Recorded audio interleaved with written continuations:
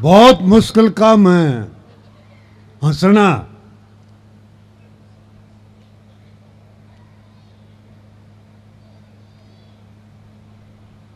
बाकी बैठे रहेंगे पक्का। नहीं बताऊंगा मैं कौन गए हैं।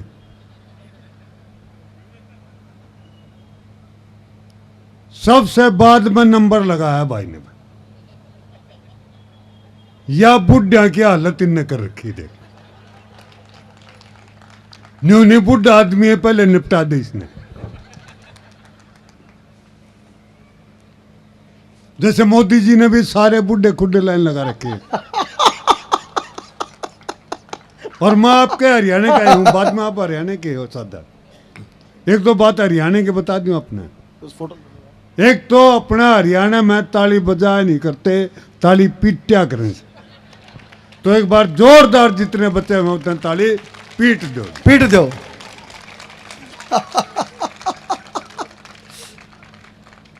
फिर बताऊं बुढ़े की बात, जिन्होंने इतनी दुर्गति कर दी मेरी है। बड़ा धैर्यवान होता है, और हरियाणा का विशेष रूप से दूर की सोचता है। मैंने देखा एक दिन एक कॉलेज के लड़के ने सिगरेट जलाई और जलती हुई तिल्ली उसने यूं फेंक दी। सामने अपना हरियाणा का एक ताऊ खड़ा था, वो जलती हुई तिल्ली ताऊ के कुर्ते में गिर गई, ताऊ का कुर्ता जल गया।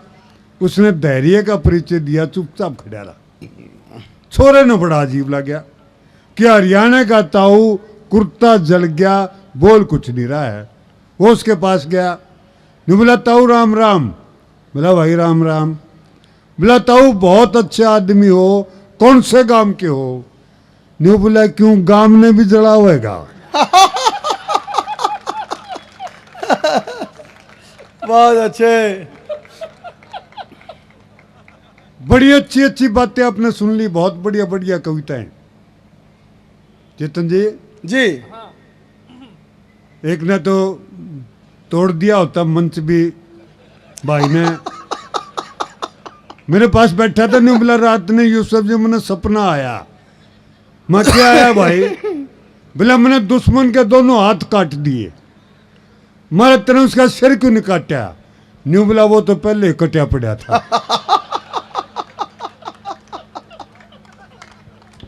पीट दो एक बार इस पर कहते हैं।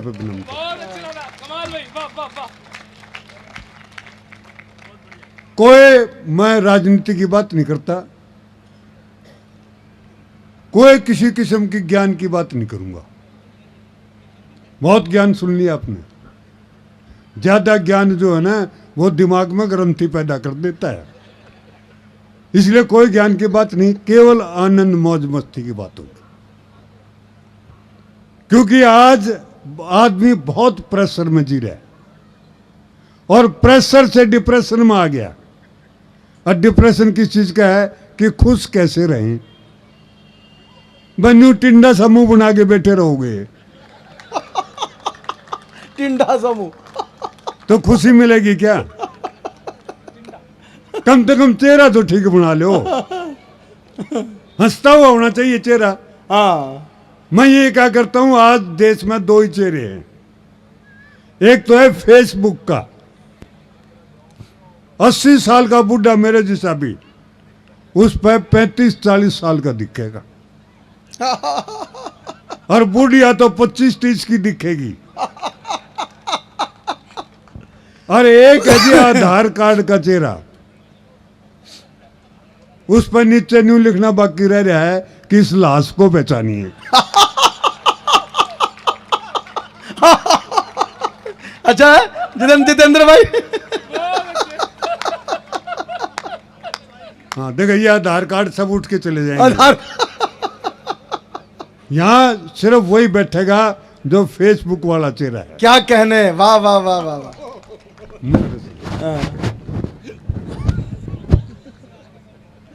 हाँ मैंने बहू बनाओगा ही भी हो।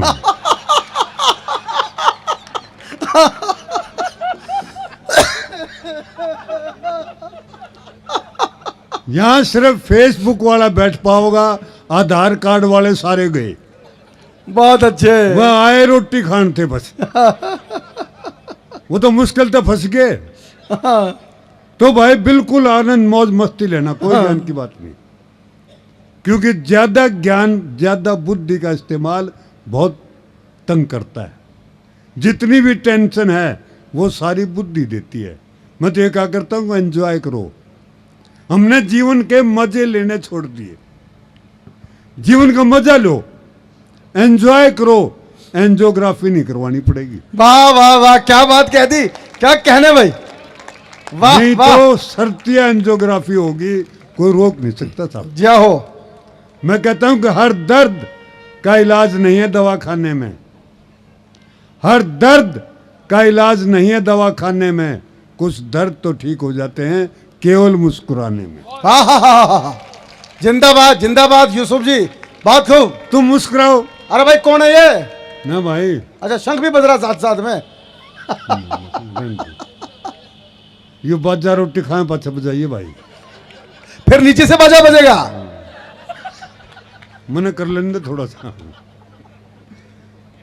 तो ज्यादा ज्ञान की आवश्यकता नहीं है। हाँ, बहुत ज्ञान इकट्ठा कर लिया तो जीवन सुखी हो जाएगा, बिल्कुल नहीं। मैं तो अपना तरीका बताऊंगा जीवन, क्योंकि मैं हरियाणा का हूं। हम बुद्धि का कम से कम इस्तेमाल करते हैं। 4 भाषाओं में रास्ता पूछा जी।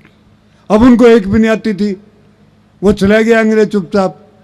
तो एक बोला दूसरे तय, बोला भाई हर आदमी को कोई न कोई एक विदेशी भाषा जरूर सीखनी चाहिए, वक्त पर काम आ जाती है। दूसरा बोला उस साले ने 4 सीख रखी थी।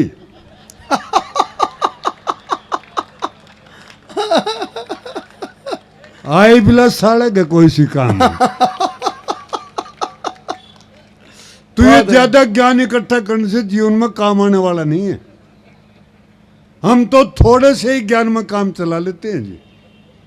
देखो मैं बताऊंगा आपने, थोड़े से ज्ञान में, थोड़े से अंग्रेजी में अगला आदमी ने किस तरह काम चला दिया हरियाणा के ने। वो आगे चला गया, उसने फिर रास्ता अंग्रेजी में पूछा। अब अगले का तो यूं भी नहीं पता था हरियाणा वाले को ये साला पूछ के रहा है। फिर भी बताया, 2 शब्द में बता दिया। न्यू बोला go straight then ask again. साले को 2 लाइन में निपटा दिया। ठीक निपटाया कि नहीं? हाँ, तो कम से कम करो इसका इस्तेमाल, उसी में काम कर लो।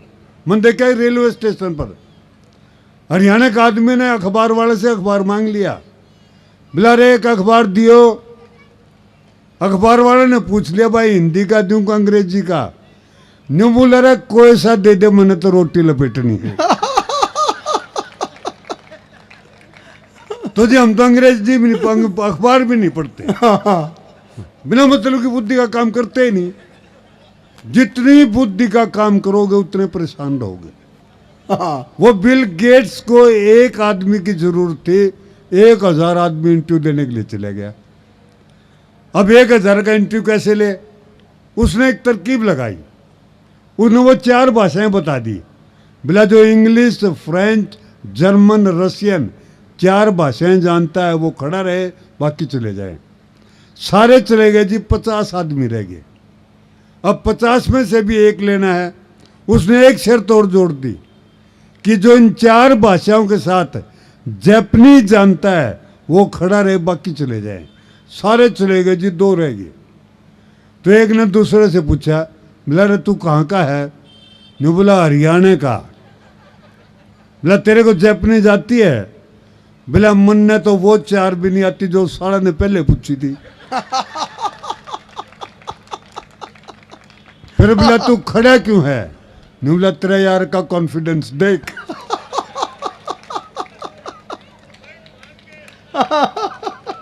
एक बार पीट दो फिर ये कॉन्फिडेंस है तो।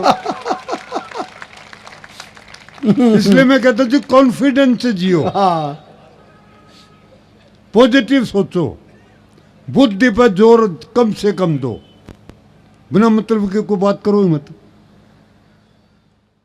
जितना आसानी से जी सकते हो जियो। कॉन्फिडेंस देखिए, एक सगाई करने वाला आ गया दूसरे प्रदेश का, अपना हरियाणा में। उसने देखा लड़का तुतला रहा था, तो लड़की वाला बोला आपने उसके बाप से, लड़के वाले से, जी आपका लड़का तो तुतलाता है। अब अपना हरियाणा वाला का कॉन्फिडेंस देखो साहब, बोला जी आपका लड़का तो तुतलाता है। वो हरियाणा का बाप बोला छोरे का, बोला जी हमेशा नहीं तुतलाता। बोला और? बोला जब बोलता है तभी तुतलाता है। कमाल है। ये है जी हमारा कॉन्फिडेंस, गजब है। इसे कहते हैं कॉन्फिडेंस। क्या बात है ना। अच्छा, मैं जींद के पास का रहने वाला हूँ जी, और हाँ। बताऊंगा कॉन्फिडेंस की बात। ज्यादा ज्ञान से कुछ नहीं होता। जींद के पास के रहने वाला हूं मैं। जींद में पहले रियासती राजा हुआ करते थे, पता है ना आपको। एक बार तो था राजा, ये उल्टे सीधे काम करया करते। एक बार तो एक नया राजा बना, उसने जैसे गद्दी पर बैठा, छोड़ कैदियों की सबकी छोड़ दो, जेल के फाटक खोल दिए, खुद बैठ गया वहां सामने। कैदी निकले तो सलाम करते हो जाओ थे, राम राम करते हो जाओ थे। एक सबसे बाद में एकदम बूढ़ा जर्जर, मेरे से ज्यादा बूढ़ा निकल के आया, बड़ी बड़ी दाढ़ी वाला। तो राजा ने पूछ लिया, बोला बाबा तुम कब से हो कैद में? उसने बताया, बोला महाराज मैं तो आपके दादे परदादों के टाइम से हूं। इतनी सुनते आंखें में आंसू आ गए राजा के।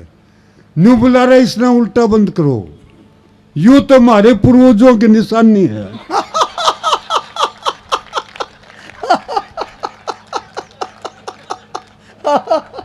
जाओ, बहुत खूब। अच्छा जी, उस राजा ने बड़ा होकर क्या किया, वो बुद्धिजीवी बुलाए सारे ज्ञानी, जो ज्योतिषी शास्त्र पढ़ रहे थे, बड़ा बड़ा ज्ञान ग्रंथ पढ़ रखे थे, इकट्ठे करके नहीं बोला भविष्यवाणी करो, मैं पहले मरूंगा या रानी।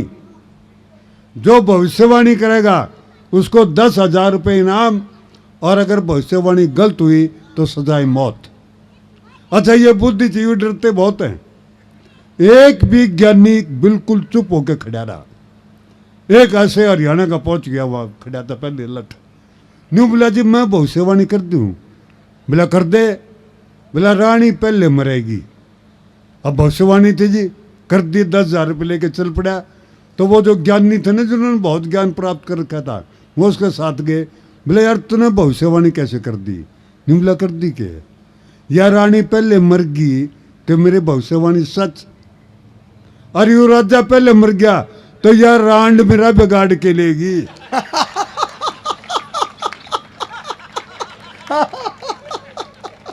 ये कॉन्फिडेंस था जी, ये होता है कॉन्फिडेंस। तो इससे काम लो, काम का बुद्धिजीवी बने, फिर तेरे कोई जरूरत नहीं बुद्धिजीवी की। मैं तो ये कहा करता हूं कि दुखी आदमी को ठेस मत पहुंचाओ। नहीं, मैसेज तो अगली लाइन है या नहीं है कि दुखी आदमी को ठेस मत पहुंचाओ, उस साले को ठेके पर पहुंचाओ।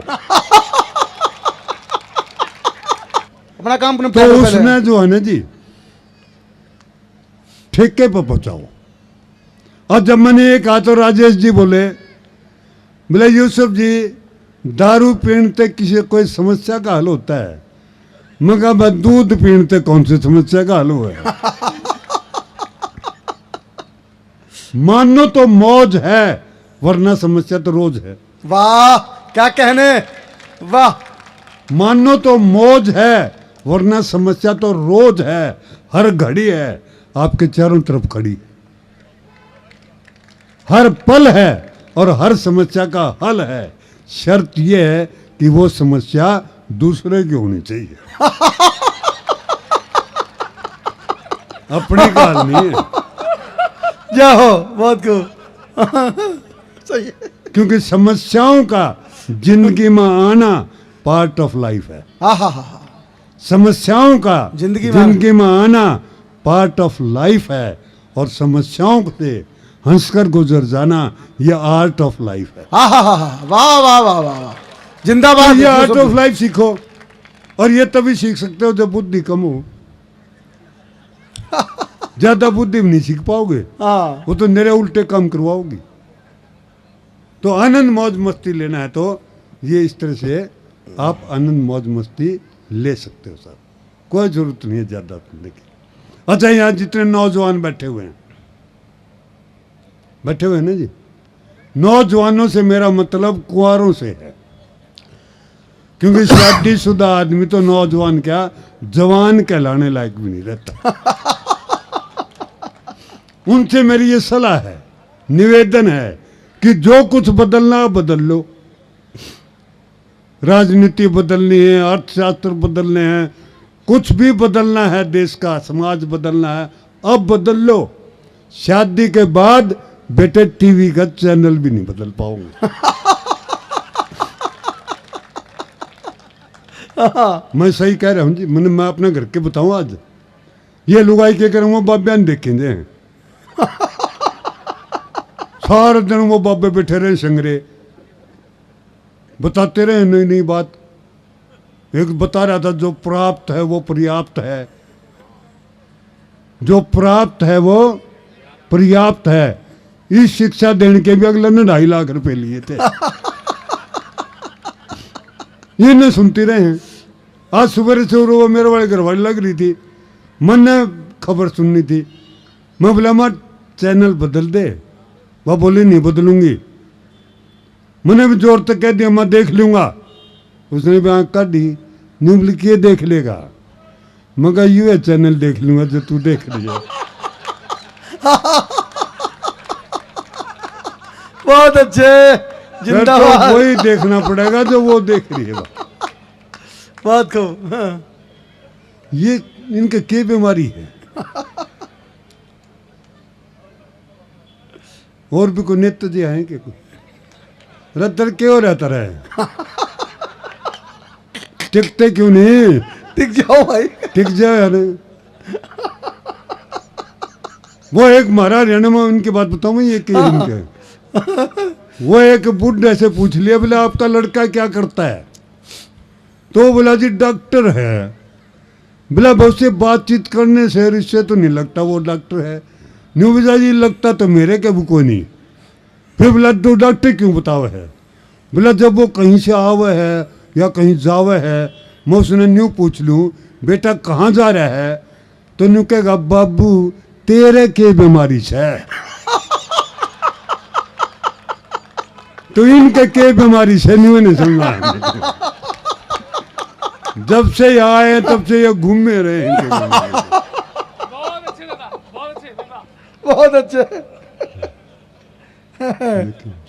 रही ना घर ले जाइयो भाई, इनका घर जाइए 18 के 18 के। अरे कम से कम भी 1,000 फोटो खींचो इनकी।